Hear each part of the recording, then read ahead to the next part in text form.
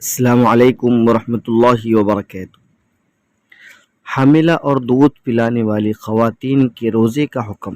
آیا جو عورتیں حاملہ ہیں اور دودھ پلانے والی عورتیں یہ روزہ رکھ سکتی ہے یا نہیں رکھ سکتی ہے؟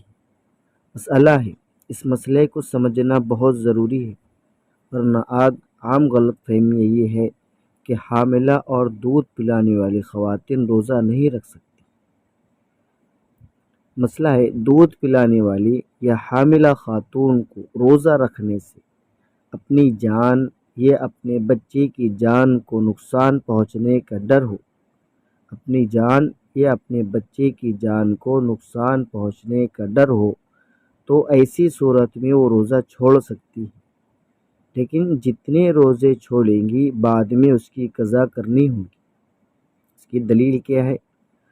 انس بن مالک رضی اللہ عنہ قال قال النبی صلی اللہ علیہ وسلم ان اللہ عز وجل وضع للمسافر الصوم وشطر الصلاة وعن الحبل والمرضع رواہ النسائی۔